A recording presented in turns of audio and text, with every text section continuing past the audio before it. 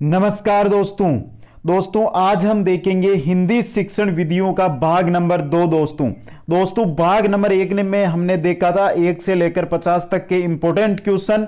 आज हम देखेंगे 51 से लेकर 100 नंबर तक के जो इंपॉर्टेंट क्वेश्चन है दोस्तों वो। अगर अभी तक आपने भाग फर्स्ट नहीं देखा है तो आपको डिस्क्रिप्शन में उसकी लिंक मिल जाएगी, तो एक बार उसको जरूर देख लें। आप सभी का मैं स्वागत करता हूं YouTube channel Kuchaman online classes पर।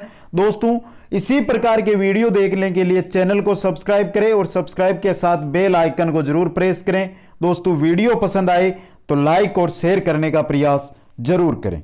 चलते हैं क्वेश्चनों की ओर। दोस्तों क्वेश्चन है जो हम कम समय के अंदर देखने का प्रयास करेंगे। पहला क्वेश्चन आपकी स्क्रीन पे दोस्तों, नाटक का संबंध किस ज्ञानेंद्रियों से है? रीड के अंदर पूछा गया था। मुंह से है, कान से है, कान व आंख से है या आंख से है? तो नाटक का संबंध दोस्तों कान व आंख दोनों से होता है। 3 नंबर ऑप्शन है जो आपका यहां पे सही रहेगा। नेक्स्ट क्वेश्चन की ओर चलते हैं। नेक्स्ट क्वेश्चन है हमारा, 70 की समाप्ति पर प्रयुक्त मूल्यांकन है। 70 की जैसे ही समाप्ति होती है तो उस समय कौन सा मूल्यांकन है वो प्रयुक्त किया जाता है? नियोजनात्मक मूल्यांकन, निर्माणात्मक मूल्यांकन, निदानात्मक मूल्यांकन या संकलनात्मक मूल्यांकन? तो दोस्तों 70 की समाप्ति पर जो मूल्यांकन लिया जाता है वो है आपका संकल्पनात्मक मूल्यांकन। दोस्तों नेक्स्ट क्वेश्चन की ओर चलते हैं। क्वेश्चन नंबर 53 है दोस्तों, ब्लूप्रिंट ढांचा तैयार करने में उपयोगी नहीं है। शिक्षक निर्मित सामग्री, शिक्षक के लक्ष्य, पाठ्य वस्तु के प्रकरण, प्रश्नों के प्रकार। तो ब्लूप्रिंट तैयार करने में उपयोगी नहीं है शिक्षक निर्मित सामग्री। दोस्तों ब्लूप्रिंट तैयार कर रहे हैं तो शिक्षण के लक्ष्य भी चाहिए, पाठ्य वस्तु के प्रकरण भी चाहिए और प्रश्नों के उत्तर भी चाहिए। लेकिन दोस्तों 1 नंबर ऑप्शन शिक्षक निर्मित सामग्री की आवश्यकता नहीं होती है। नेक्स्ट क्वेश्चन है, उपचारात्मक शिक्षण है। उपचारात्मक शिक्षण क्या है दोस्तों? जल्दी से बताइए, आप भी अपना राइट आंसर कमेंट करते रहिए दोस्तों। तो अध्यापन संबंधी कठिनाइयों को दूर करते हुए शिक्षण किया जाना ही क्या है? उपचारात्मक शिक्षण होता है। 2 नंबर का ऑप्शन है जो आपका यहां पे सही रहेगा। नेक्स्ट क्वेश्चन की ओर चलते हैं। नर्सरी तथा प्राथमिक स्तर पर कविता शिक्षण की सर्वश्रेष्ठ प्रणाली है। बात किसकी की जा रही है? नर्सरी तथा प्राथमिक स्तर पर। तो दोस्तों नर्सरी तथा प्राथमिक स्तर पर कविता शिक्षण की जो सर्वश्रेष्ठ विधि है वो है दोस्तों गीत तथा नाट्य प्रणाली। नेक्स्ट क्वेश्चन की ओर चलते हैं। भाषा कौशल है शिक्षण कराना, अधिगम कराना, अनुदेशन कराना या दक्षता प्राप्त करना? तो भाषा कौशल है दोस्तों दक्षता प्राप्त करना। 4 नंबर ऑप्शन आपका यहां पे क्या रहेगा? सही रहेगा। नेक्स्ट क्वेश्चन की ओर चलते हैं। प्रोजेक्ट विधि में शिक्षा प्रदान की जाती है। सैद्धांतिक शिक्षा, जीवन उपयोगी शिक्षा, बेसिक शिक्षा या नैतिक शिक्षा? तो बात किसकी कर रहे हैं दोस्तों? प्रोजेक्ट विधि की। और प्रोजेक्ट विधि के अंदर जीवन उपयोगी शिक्षा है वो प्रदान की जाती है। नेक्स्ट क्वेश्चन है दोस्तों, प्रस्तावना का मुख्य उद्देश्य है उद्देश्य कथन करना, प्रस्तुतिकरण करना, नवीन ज्ञान ग्रहण हेतु तत्पर करना या सामान्यीकरण करना? तो बात किसकी की जा रही है? प्रस्तावना की। और प्रस्तावना होती है दोस्तों नवीन ज्ञान जब हमें ग्रहण करना होता है उसके लिए हमें तत्पर करना। 3 नंबर ऑप्शन है जो आपका यहां पे क्या रहेगा? सही रहेगा दोस्तों। नेक्स्ट क्वेश्चन है हमारा, मौखिक अभिव्यक्ति का आवश्यक गुण है गतिशीलता, ग्राह्यता, प्रभाव उत्पादकता, उच्चारण की शुद्धता। मौखिक अभिव्यक्ति का आवश्यक गुण है तो मौखिक जो अभिव्यक्ति होती है उसका आवश्यक गुण होता है उच्चारण की शुद्धता। दोस्तों 4 नंबर ऑप्शन है जो आपका यहां पे क्या रहेगा? सही रहेगा। नेक्स्ट क्वेश्चन है, मूल्यांकन का क्षेत्र परीक्षा से होता है। जो मूल्यांकन का क्षेत्र है वो परीक्षा से कैसा होता है? सीमित होता है, विस्तृत होता है, समान होता है या संकुचित होता है? तो क्या होता है दोस्तों? विस्तृत होता है। ऑप्शन नंबर 2 आपका सही रहेगा। नेक्स्ट क्वेश्चन में चलते हैं। नेक्स्ट क्वेश्चन है, उपलब्धि परीक्षण का उपयोग नहीं होता है वर्गीकरण में, श्रेणी विभाजन में, शिक्षक की कठिनाई का निदान में, शैक्षिक निर्देशन में। तो बात किसकी की जा रही है? उपलब्धि परीक्षण का उपयोग नहीं होता है। उपलब्धि परीक्षण है उसका प्रयोग वर्गीकरण में भी होता है, श्रेणी विभाजन में भी होता है, शिक्षक की कठिनाई में नहीं होता है। शिक्षक की जो कठिनाई का निदान है इसके अंतर्गत उपलब्धि परीक्षण का उपयोग नहीं किया जाता है। 3 नंबर का ऑप्शन आपका यहां पे सही रहेगा दोस्तों। और शैक्षिक निर्देशन में भी इसका उपयोग है वो किया जाता है। नेक्स्ट क्वेश्चन की ओर चलते हैं। चिकित्सात्मक अध्यापन को कहा जाता है निदान, उपचार, निदान व उपचार या उपलब्धि। तो दोस्तों यहां पर ज्यादातर साथी क्या करते हैं? निदान व उपचार कर देते हैं, जबकि चिकित्सात्मक जो अध्यापन है उसको उपचार कहा जाता है। क्या कहा जाता है दोस्तों? उपचार कहा जाता है। 2 नंबर का ऑप्शन आपका सही रहेगा। नेक्स्ट क्वेश्चन है, पाठ्य पुस्तक रचना के सोपानों का क्रम है, जो पाठ्य पुस्तक है उसके रचना के सोपानों का क्रम है वो क्या रहता है दोस्तों? तो क्या रहता है दोस्तों? 1 नंबर ऑप्शन आपका सही रहेगा, विशेष सामग्री का चयन, स्त्रीकरण और प्रस्तुतिकरण। इंपॉर्टेंट क्वेश्चन है, सीधा क्वेश्चन रिपीट हो सकता है।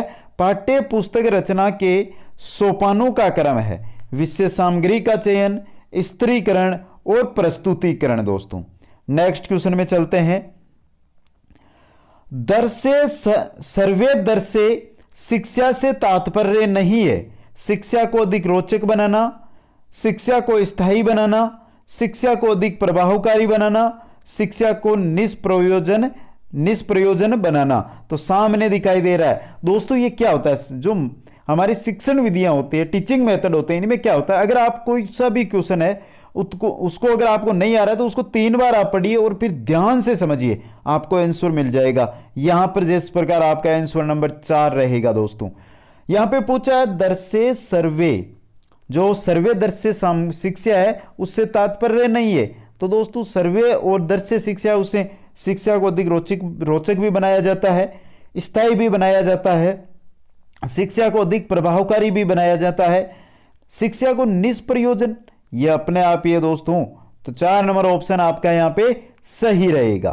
नेक्स्ट क्वेश्चन देखते हैं। सतत एवं व्यापक, जो सतत और व्यापक मूल्यांकन होता है उनकी विशेषता नहीं है, कौन सी नहीं है दोस्तों?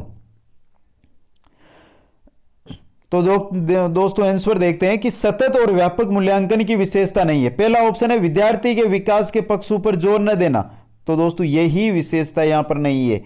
1 नंबर ऑप्शन आपका सही रहेगा। विद्यार्थी का नियमित मूल्यांकन करना, यह भी सही है। गुणवत्तापूर्ण मूल्यांकन करना, यह भी सही है।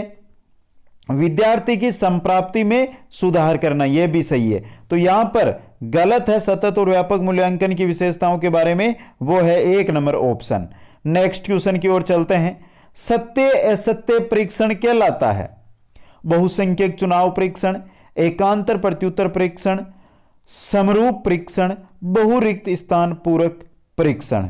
बहुत अच्छा क्वेश्चन है। सत्य असत्य परीक्षण, एकांतर प्रत्युत्तर परीक्षण, 2 नंबर ऑप्शन आपका यहां पे क्या रहेगा? सही रहेगा।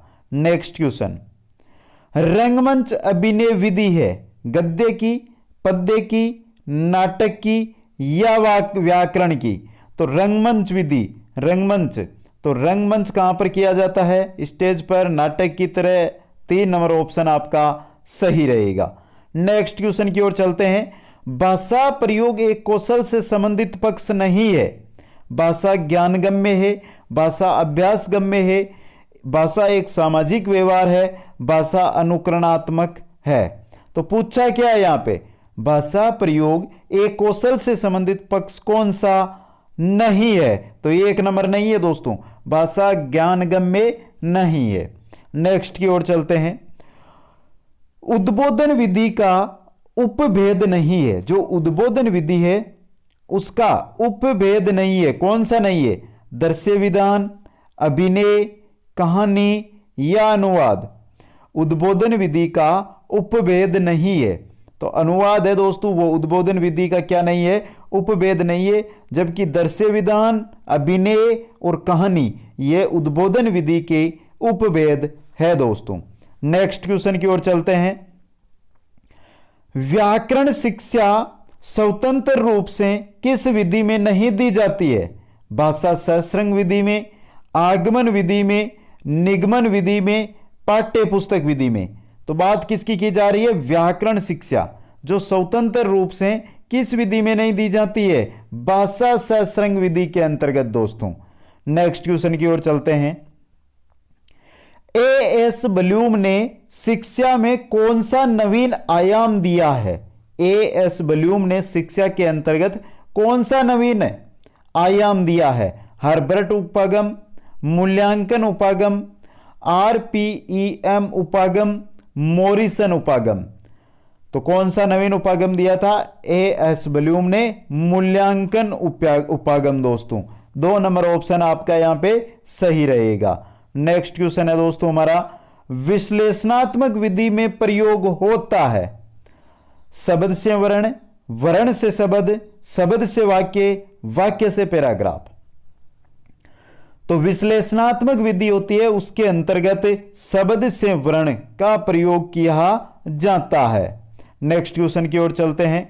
वर्तनी की विधिवत शिक्षा का ज्ञान किस स्तर पर हो जाना चाहिए? वर्तनी की विधिवत शिक्षा का जो ज्ञान है वो किस स्तर पर हो जाना चाहिए? प्राथमिक स्तर, उच्च प्राथमिक स्तर, माध्यमिक स्तर, उच्च माध्यमिक स्तर। तो बात किसकी की जा रही है? वर्तनी की विधिवत शिक्षा का ज्ञान प्राथमिक स्तर पर हो जाना चाहिए दोस्तों। नेक्स्ट है हमारा, भाषिक सामग्री है मूल विषय वस्तु, प्रत्ययों, शब्दावली या मूल विषय वस्तु एवं प्रत्ययों। तो पूछा क्या है दोस्तों? भाषिक सामग्री है। भाषिक सामग्री यहां पर है दोस्तों शब्दावली। 3 नंबर ऑप्शन है जो आपका यहां पे क्या रहेगा? सही रहेगा। नेक्स्ट क्वेश्चन, बुलेटिन बोर्ड है सर्वे सामग्री, दर्शय सामग्री, दर्शय सर्वे सामग्री, कोमल सामग्री। तो बात की जा रही है बुलेटिन बोर्ड की, तो बुलेटिन बोर्ड होता है दोस्तों दर्शय सामग्री। ऑप्शन नंबर 2 नंबर आपका यहां पे सही रहेगा। नेक्स्ट है, अधिक विश्वसनीय परीक्षण है शिक्षक निर्मित परीक्षण, मौखिक परीक्षण, आत्मनिष्ठ परीक्षण, प्रमाणीकृत परीक्षण। तो अधिक विश्वसनीय परीक्षण कौन सा है दोस्तों? कौन सा है अधिक विश्वसनीय परीक्षण? प्रमाणीकृत परीक्षण। 4 नंबर ऑप्शन है जो आपका यहां पे क्या रहेगा? सही रहेगा।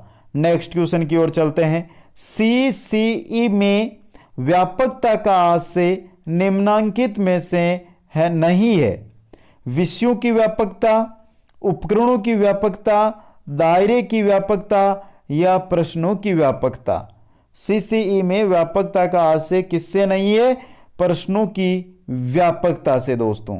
4 नंबर ऑप्शन है जो आपका यहां पे क्या रहेगा? सही रहेगा। नेक्स्ट क्वेश्चन की ओर चलते हैं। एक बालक जरूरत से ज्यादा अपने आप को असमर्थ समझता रहा, वह हीन भावना ग्रंथि से पीड़ित है और आत्मविश्वास खो बैठा है। एक शिक्षक के नाते आप उसका उपचार करेंगे। सहानुभूतिपूर्वक व्यवहार, दंड देकर, परिवार को सूचना देकर या मित्रों के साथ घूमने की प्रेरणा देकर। क्वेश्चन को ध्यान से पढ़ें दोस्तों। एक जो बालक है वो जरूरत से ज्यादा अपने आप को असमर्थ समझ रहा है, वह हीन भावना ग्रंथि से ग्रसित है तथा आत्मविश्वास खो बैठा है। तो एक शिक्षक होने के नाते आप सहानुभूतिपूर्वक व्यवहार करेंगे। 1 नंबर ऑप्शन है जो आपका यहां पे सही रहेगा। नेक्स्ट क्वेश्चन में चलते हैं। वस्तुनिष्ठ प्रश्न का प्रकार है आलोचनात्मक प्रश्न, विश्लेषणात्मक प्रश्न, मिलान प्रश्न या व्याख्या प्रश्न। तो बात किसकी की जा रही है? वस्तुनिष्ठ की। तो वस्तुनिष्ठ होगा आपका मिलान प्रश्न दोस्तों। नेक्स्ट क्वेश्चन की ओर चल रहे हैं। मौन पठन का लाभ है उच्चारण अभ्यास हेतु तो अवसर मिलता है, स्वाध्याय की प्रवृत्ति विकसित होती है, पठन की शुद्धता का संवर्धन होता है, एकाग्रचित होकर ध्वनियों का शुद्ध उच्चारण करना। तो मौन पठन का लाभ होता है दोस्तों हमें, वो होता है स्वाध्याय की प्रवृत्ति विकसित होती है। 2 नंबर का ऑप्शन है जो आपका यहां पे क्या रहेगा? सही रहेगा। नेक्स्ट क्वेश्चन की ओर चलते हैं। नेक्स्ट क्वेश्चन है दोस्तों हमारा, एक अच्छे मूल्यांकन की विशेषता नहीं है वेधता, वस्तुनिष्ठता, आत्मनिष्ठता, व्यापकता। पूछा क्या है? पूछा है कि अच्छा मूल्यांकन, एक अच्छा मूल्यांकन है उसकी विशेषता नहीं है, तो क्या नहीं है दोस्तों? आत्मनिष्ठता। 3 नंबर ऑप्शन है जो आपका यहां पे क्या रहेगा? सही रहेगा। नेक्स्ट क्वेश्चन की ओर चलते हैं। किस शिक्षा शास्त्री के अनुसार स्कूल एक बाग है, अध्यापक एक माली है और बच्चे पौधे के समान है दोस्तों? तो ये किसने कहा था? ये कहा था दोस्तों फ्रोबेल ने।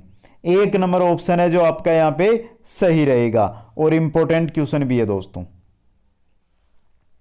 नेक्स्ट क्वेश्चन है, लिखित सामग्री को मन ही मन बिना आवाज किए चुपचाप पढ़ना कहलाता है?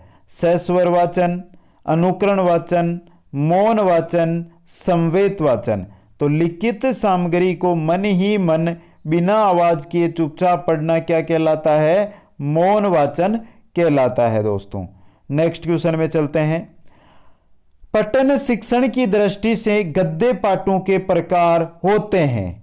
तो पठन शिक्षण की दृष्टि से गद्य पाठों के कितने प्रकार होते हैं दोस्तों? 2 प्रकार होते हैं। नेक्स्ट क्वेश्चन में चलते हैं।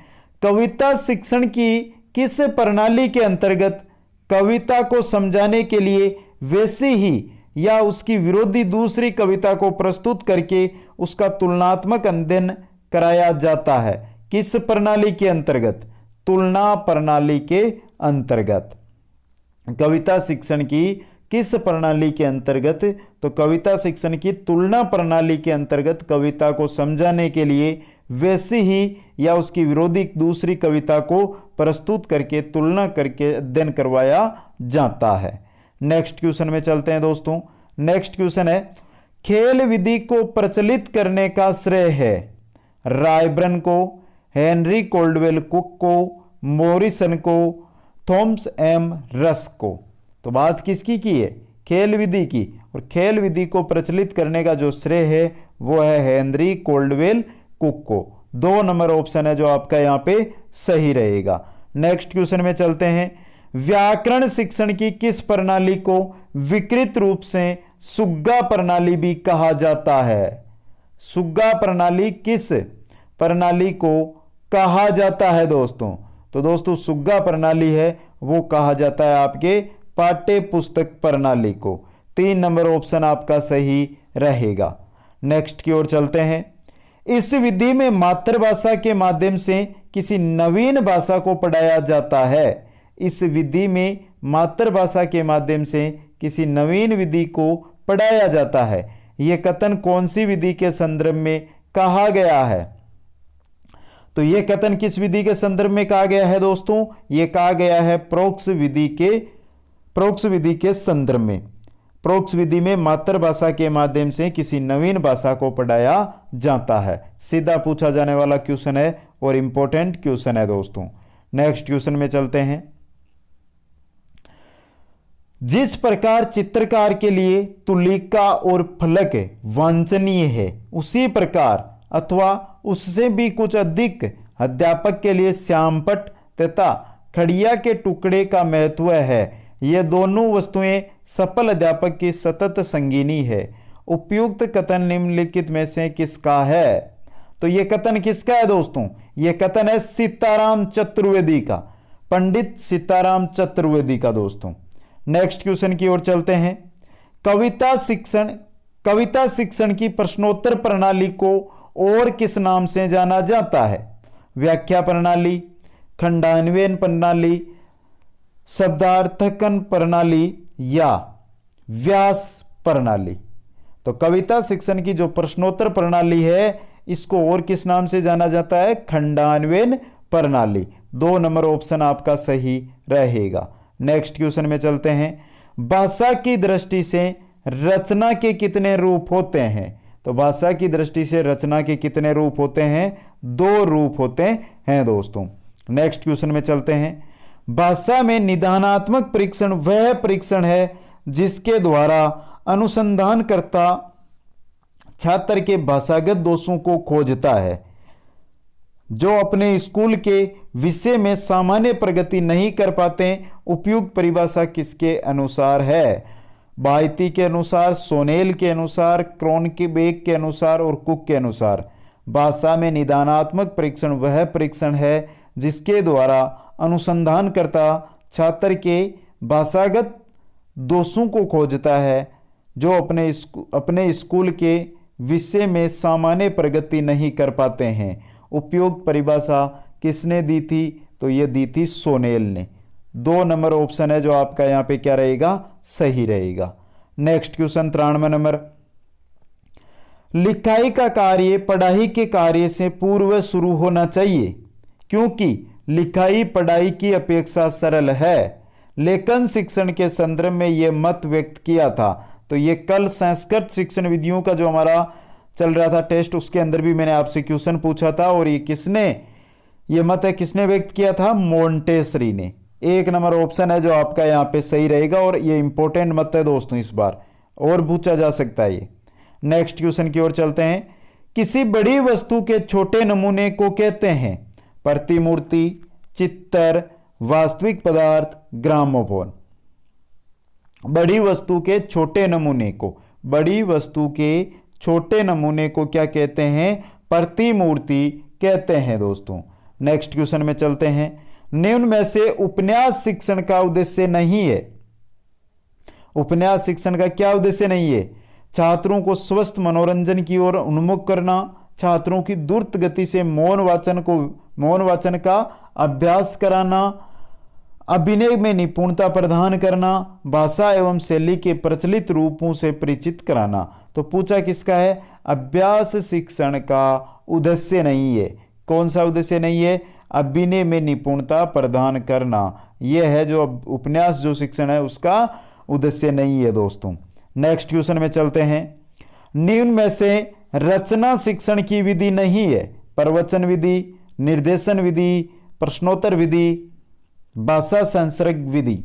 तो निम्नलिखित में से रचना शिक्षण की विधि कौन सी नहीं है? तो दोस्तों बात हो रही है रचना शिक्षण की, तो ये पहला ही क्वेश्चन था। रचना शिक्षण की विधि कौन सी नहीं है? भाषा संसर्ग विधि दोस्तों। नेक्स्ट क्वेश्चन चलते हैं। निम्न में से हर्बर्टीय विधि से संबंधित कौन सा कथन असत्य है? तो हर्बर्टीय जो विधि है उससे संबंधित गलत कथन यहां पर कौन सा दिया गया है दोस्तों? इस विधि के प्रवर्तक हर्बर्ट है, सही कथन है दोस्तों। इस विधि में 5 सोपानों का अनुसरण किया गया है, सही है ये भी। यह विधि स्मृति स्तर के शिक्षण से संबंधित है, यह भी सही है। यह विधि बोध स्तर के शिक्षण से संबंधित है, नहीं है दोस्तों। तो यहां पर आपका 4 नंबर ऑप्शन है जो क्या रहेगा? सही रहेगा। चलते हैं नेक्स्ट क्वेश्चन की ओर। निगमन विधि का सिद्धांत है विशेष से विशेष, सामान्य से विशेष, विशेष से सामान्य, सामान्य से सामान्य। तो बात किसकी हो रही है? निगमन विधि की, और निगमन विधि चलती है सामान्य से विशेष की ओर। 2 नंबर ऑप्शन है जो आपका क्या रहेगा? सही रहेगा। नेक्स्ट क्वेश्चन में चलते हैं। साहचर्य विधि का आविष्कार किसने किया था? साहचर्य विधि है, इसका आविष्कार किसने किया था? फ्रोबेल ने, मोंटेसरी ने, मिस पार्कहर्स्ट ने या हर्बर्ट ने? तो साहचर्य विधि है, उसका आविष्कार किसने किया था? मोंटेसरी ने। 2 नंबर ऑप्शन आपका सही रहेगा। नेक्स्ट क्वेश्चन देखते हैं। सुमेलित कीजिए। गद्य शिक्षण, रचना शिक्षण, व्याकरण शिक्षण, पद्य शिक्षण, रसास्वादन विधि, आगमन विधि, मौन वाचन, संवाद लेखन। तो इनको सुमेलित करना है दोस्तों। तो दोस्तों यहां से हम देखते हैं गद्य शिक्षण के लिए सर्वोत्तम अगर विधि मानी गई है तो वो मानी गई है दोस्तों आपकी वाचन विधि।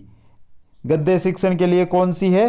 मौन वाचन विधि दोस्तों। 3 नंबर ऑप्शन रहेगा। दूसरा है रचना शिक्षण, और रचना शिक्षण करना है तो संवाद का क्या करना पड़ेगा? लेख करना पड़ेगा दोस्तों। तीसरा है व्याकरण शिक्षण, और व्याकरण शिक्षण के लिए हमेशा रहती है आपके आगमन विधि दोस्तों। चौथी बात करते हैं पद्य शिक्षण, तो पद्य शिक्षण के लिए दोस्तों रसास्वादन विधि उपयुक्त रहती है। तो आपका कथन क्या हो गया? 3, 1 नंबर पे 3 4 2 1, मतलब आपका ऑप्शन नंबर यहां पे 4 है जो सही रहेगा। तो दोस्तों आज के वीडियो में हमने देखे हिंदी शिक्षण विधियों के 51 से 100 तक के प्रश्न।